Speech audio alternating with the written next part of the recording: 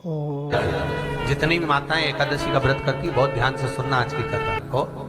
शायद जिंदगी में मिली ना मिली, पर ये कथा का रिश्ता तो बहुत ध्यान से सुनना। स्कंद पुराण यहाँ तक कहती है कि इस कथा के चरित्र को जो श्रवण कर लेता है उसको 26 एकादशी करना भी नहीं पड़ती। इस एकादशी की केवल ये कथा सुनकर ही वो तर जाता है।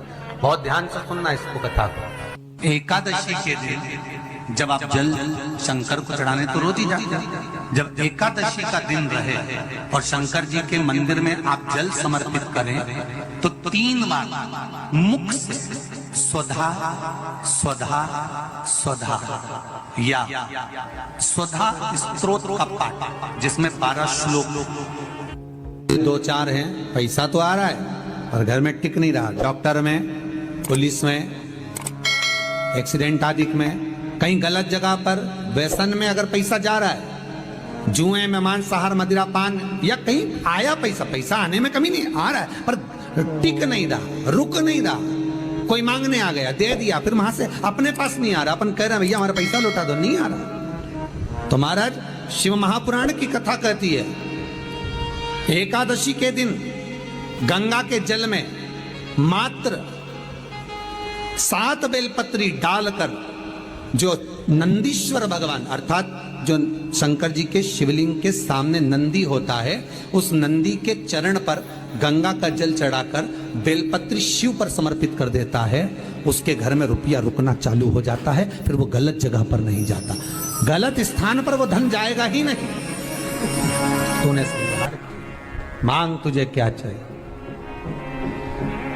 एकादशी ने भगवान विष्णु से कहा, नाथ प्रभु वर दे दो, मृत्यु लोक में जो मनुष्य मेरा व्रत करेगा, चाहे जलचर, थलचर, वायुचर या सांसारिक मनुष्य, मेरा अगर एकादशी का व्रत करेगा, प्रभु उसके यहाँ धन धान्य वैभव सुख संपदा बढ़ेगी और उस जीवात्मा को नरक नहीं भोगना पड़ेगा, सीधे वैकुंठ का उसको वास मिलेगा।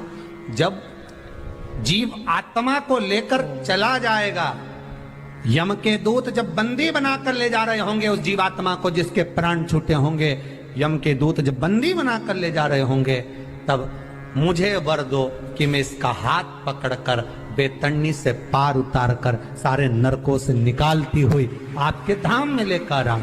भगवान ने वर दे दिया, तथास्तु। हे एकादशी सुनो, मृत्यु लोक का मनुष्य अन्न का त्याग कर कर, क्योंकि अन्न में एकादशी के दिन पाप पुरुष रहता है, अन्न का त्याग कर कर एकादशी के दिन जो मनुष्य तुम्हारा व्रत धारण करेगा, उस व्रत को करेगा और उस व्रत को धारण करेगा, उसकी मनोकामना पूर्ण होकर वो मेरे ही धाम को जाएगा।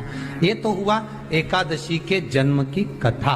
एकादशी के दिन गंगा के जल में मात्र 7 बेलपत्री डालकर जो नंदीश्वर भगवान अर्थात जो शंकर जी के शिवलिंग के सामने नंदी होता है, उस नंदी के चरण पर गंगा का जल चढ़ाकर बेलपत्री शिव पर समर्पित कर देता है, उसके घर में रुपया रुकना चालू हो जाता है। फिर वो गलत जगह पर नहीं जाता, गलत स्थान पर वो धन जाएगा ही नहीं। बेटा अगर व्यसन में पड़ा हुआ है, मदिरा पान में पड़ा हुआ है, मांसाहार में, जुए आदि में जा रहा है, तुम्हें लग रहा है कि मेरा बेटा गलत मार्ग पर जा रहा है, ये मित्र दोस्ती गलत हो रही है, वो सही जगह पर आ जाए। करना है एकादशी।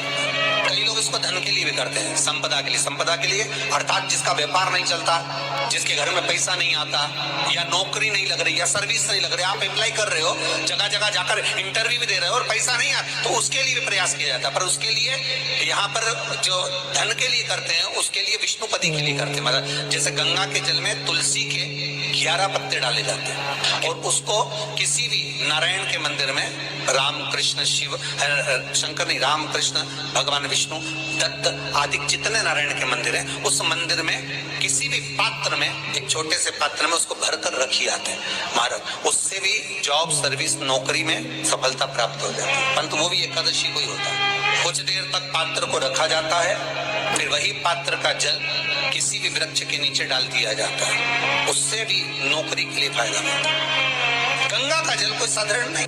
दशमी, एकादशी और द्वादशी, इन 3 तिथियों पर एक रोटी में थोड़ा सा मीठा रखकर सोमक पितृ का नाम लेकर यदि गाय को खिला दिया जाता है तो अगर कोई पूर्वज प्रेत योनि में भी पड़ा हुआ होता है, भटक रहा होता है, जिसको पिंड नहीं मिला, जो अचानक मर गया होता है, अधोगति में चले गया होता है, उस जीव की मुक्ति दशमी, एकादशी और द्वादशी, ये 3 दिन सोमक पितृ का नाम लेकर रोटी में, पूरी में मीठा रखकर अगर गाय को खिला दिया जाता है ये 3 दिन तक, तो वो पितृ कभी भटकते नहीं है, उनको मुक्ति प्राप्त हो जाती है, मोक्ष में।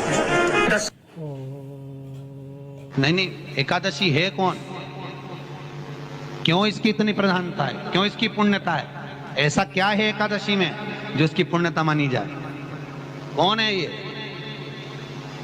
जो भगवान नारायण तक एकादशी का व्रत करते हैं? सुभद्रा जी को भगवान जगन्नाथ ने, जगदीश ने एकादशी का व्रत कराया था। बद्रीनारायण भगवान को माता लक्ष्मी ने एकादशी का व्रत कराया था। क्यों? चंद्रायण एकादशी व्रत की माता। एकादशी है कौन? तो कहा जिसको व्रत करने पर भगवान नारायण भी जिसका व्रत करते हो, भगवान माता लक्ष्मी जिसका व्रत करती हो, वो एकादशी है कौन? तो शास्त्र वर्णन करता है महाराज, स्कंद पुराण का सुंदर चातुर्मास्य खंड के अंतर्गत वर्णन आया है महाराज। एक बार भगवान विष्णु आनंद में विराजमान थे, पद्मावती और माता लक्ष्मी दोनों उनके पास में विराजी हुई थी। भगवान लक्ष्मी और पद्मावती दोनों बैठी, एक सिर के पास, एक चरण के पास। कुछ समय बाद वहीं पर ब्रह्मदेव का आगमन हुआ और ब्रह्मा जी आगमन पाकर भगवान नारायण पद्मावती से लगकर उठे और उठकर लक्ष्मी की ओर झुके। झुकने पर इन तीनों के समागम से भगवान नारायण के हृदय चित्त से एक कन्या प्रकट हो गई। उस कन्या का नाम एका था। क्या नाम था? एका। अब 10 उसके गुण इतने प्रबल थे, वो 10 गुण उसके बड़े प्रबल थे कि वो एका जिसको निहारती थी उसको संपदावान बना देती थी, जिसको देख लेती थी उसके जीवन में वो आनंद की अनुभूतियां करा देती थी। एका जिस मार्ग से जाती थी उस मार्ग के द्वार खोल देती थी। एका का पुण्य इतना पुण्य प्रखर। पद्मावती और लक्ष्मी ने कहा महाराज ये बेटी आपके द्वारा निर्मित हुई है, इसका कन्यादान करना चाहिए। हमारे यहाँ हिंदू धर्म में रीति है, जिस दिन कन्यादान करा जाता है उस दिन व्रत रखा जाता है। अब आजकल रखते कि नहीं रखते हो मालूम नहीं, और कन्यादान करते समय व्रत रखा जाता है। व्रत रख श्री एकादशी के दिन कभी तुम बद्रीनाथ चले जाओ, एकादशी के दिन तुम द्वारका चले जाओ, एकादशी के दिन तुम तिरुपति चले जाओ, एकादशी के दिन तुम जगन्नाथ चले जाओ, एकादशी के दिन तुम्हारी मर्जी पड़े भगवान के किसी धाम में चले जाओ और भगवान को भोग लगाओ और उनकी थाली को झांक कर देखना, उसमें चावल जरूर मिलेगा। उसमें ऐसा नहीं है कि चावल नहीं मिलेगा।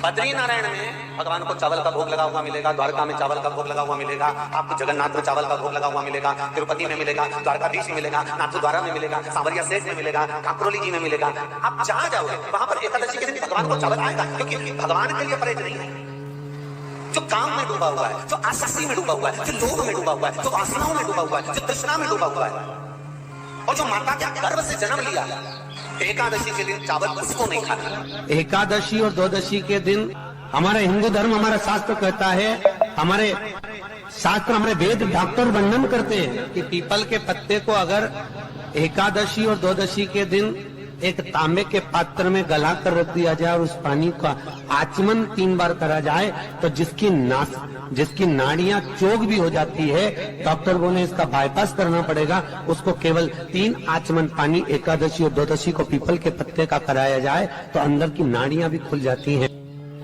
भगवान का एक नाम है अघोर। ब्रह्मा जी को दर्शन दिया, अघोर मतलब सिद्ध नाम। और बहुत ध्यान से सुनना भाई, बहुत प्रयास कर लिया आपने, कामना सिद्ध नहीं हो रही। 1 लोटा जल, एक जल का पात्र लीजिए, उस जल के पात्र को लेकर उसमें थोड़ा सा लाल चंदन डालकर बेलपत्री के वृक्ष के नीचे और देवादिदेव महादेव को चढ़ाना प्रारंभ कर दिया। उसके बाद में एक लोटा जल स्वच्छ फिर शिव जी को चढ़ाया। श्री शिवाय नमस्तुभ्यम बोलकर आपकी कामना कहकर भगवान शिव पर अघोरेश्वर महादेव का नाम लेकर आप चढ़ाना प्रारंभ करिए। बाबा आपका कार्य 3 महीने के अंदर पूर्ण कर देगा, सफल। बेलपत्र होते हैं, उसकी इसको छेद तो करते नहीं है सुई से, बेलपत्र की डंडी को बांधते जाओ 108 बेलपत्र की माला बना लो और माला बनाकर भगवान शंकर के गले में शंकर के शिवलिंग को जो चढ़ा देता है उसकी मनोकामना भगवान शंकर पूरी कर दे। 108 बेलपत्र की माला बनाकर शंकर भगवान को समर्पित करी जाती है।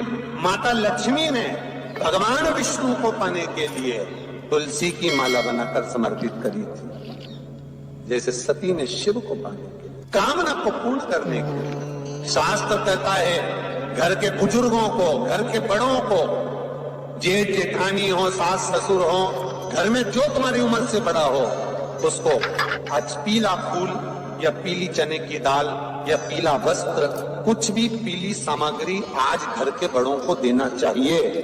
क्यों देना चाहिए? तो शिव महापुराण की कथा कहती है कि जो शुक्ल पक्षी की एकादशी के दिन पीली वस्तु का दान दे देता है, घर के किसी ब्राह्मण को देने नहीं जाना, किसी मंदिर में देने नहीं जाना, आपके ही घर में, आपके ही घर के बड़ों को किसी भी पीली चीज का दान कर सकते। फूल हो, मिठाई हो, कोई अनाज हो, कोई वस्त्र हो, पीली वस्तु का दान दे। क्यों होगा? क्या होगा उससे?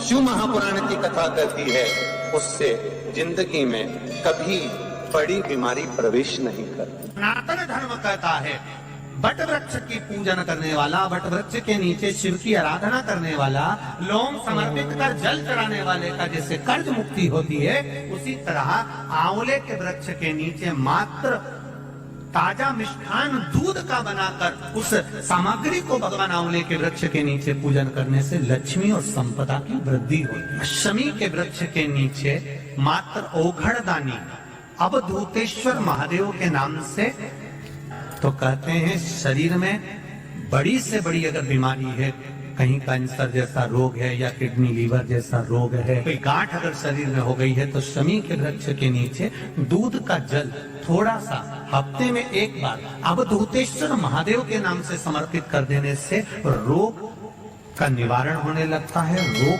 थम जाता है और आगे नहीं बढ़ पाता और उसका इलाज चालू होता है, सुख का अनुभव। बस एक बात का स्मरण रहे आप, आंवले के वृक्ष के नीचे अगर कोई भोग लगाया गया है पा सकते हैं, पीपल के वृक्ष के नीचे कोई भोग लगाया है पा सकते हैं, बट वृक्ष के नीचे कोई भोग लगाया गया है पा सकते हैं। जिस वृक्ष के नीचे भोग लगाओगे पालोगे, शमी वृक्ष का जो प्रसाद है वो आपको वही छोड़ना पड़ता है। हिंदू धर्म के 3 व्रत ऐसे हो गए जिनका पुण्य समाप्त नहीं हुआ हमारा। पहले नंबर पर एकादशी, दूसरे नंबर पर प्रदोष और तीसरे नंबर पर शिवरात्रि। एकादशी भी 26 है तो प्रदोष भी 26 है, शिवरात्रि केवल 12, और अगर अधिक मास की पड़ जावे तो ये 13, पर अधिक की आय तो 13। तो यहाँ शास्त्र कह रहा है कि 3 व्रत हमारे यहाँ जिनका पुण्य समाप्त नहीं हुआ, जिनका पुण्य प्रबल हुआ, बड़ा, इसलिए आज भी माता एकादशी का व्रत करती है। और एकादशी का व्रत कर कर अगर कोई जीवात्मा को देते हैं, कोई मर भी गया तो उसको एकादशी का दान देते हैं। श्री शिवाय नमस्तुभ्यम, हर हर महादेव। पूरा वीडियो देखने के लिए धन्यवाद। वीडियो को लाइक करें और ज़्यादा से ज़्यादा लोगों में शेयर करें। कमेंट बॉक्स में हर हर महादेव या श्री शिवाय नमस्तुभ्यम अवश्य लिखें। भगवान भोलेनाथ आपकी मनोकामना पूर्ण करे। श्री शिवाय नमस्तुभ्यम, हर हर महादेव।